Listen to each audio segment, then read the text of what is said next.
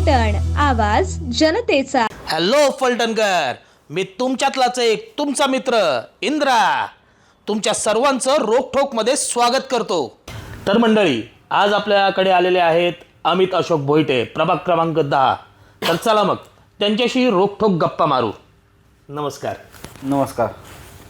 तर माझा पहिला प्रश्न हा आहे की आता तुम्ही नगरसेवक या पदासाठी म्हणजे उमेदवार म्हणून उभे आहात। हो। तर मग तुमच्या म्हणजे वॉर्डाला घेऊन नक्की काय विचार आहे की बाबा वॉर्डात काय पाहिजे काय नाही? ह्याच्या अगोदर माझे काका उभे होते।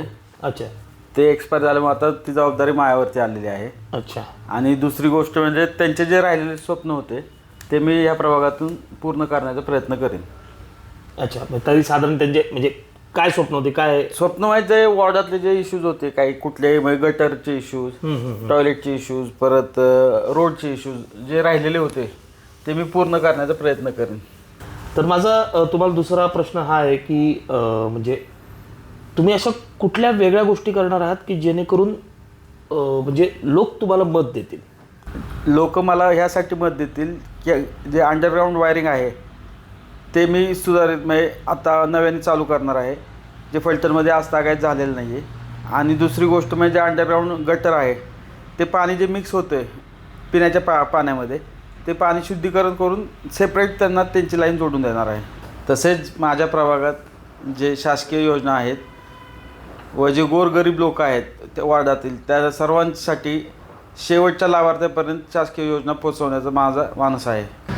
माझ्या प्रभागातील नागरिकांच्या सुरक्षिततेसाठी मी CCTV कॅमेरे बसवण्याचा माझा मानस आहे, जेणेकरून ते सुरक्षित राहतील। माझा तुम्हाला आता म्हणजे शेवटचा प्रश्न आहे हा की म्हणजे एक नगरसेवक म्हणून जी कामं असतात प्रभागातली ती तर ती केलीच जातात। जसं आता तुम्ही म्हणला गटार, रस्ते, पाणी बिणी हे ह्या गोष्टी तर करणं भागच आहे।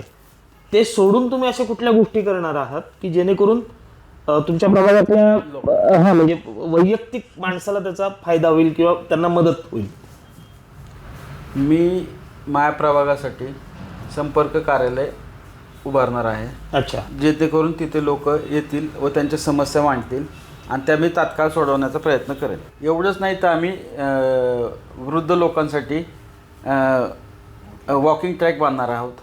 परत मुलांसाठी ओपन जिमची तयारी चालू आहे आत्ता। आणि महिलांसाठी लघु उद्योग काही काढायचे डोक्यात विचार आहे। अच्छा अच्छा अच्छा। खरंच खूप छान वाटलं आपल्याशी गप्पा मारून आणि धन्यवाद की तुम्ही वेळात वेळ काढून आमच्या इथे आलात आणि तुमच्या प्रभागात जे काही अडचणी आहेत जे तुम्हाला सोडवायचे आहेत हे तुम्ही आम्हाला आणि आमच्या दर्शकांना तुम्ही सांगितलं, याबद्दल खरंच आभारी आहोत। धन्यवाद। चला तर मग भेटूया पुढच्या भागात। नवीन प्रभाग, नवीन उमेदवार। अशा नवनवीन अपडेट्स मिळवण्यासाठी आमच्या हॅलो फलटण या YouTube चॅनलला लाईक, शेअर आणि सबस्क्राईब करायला विसरू नका।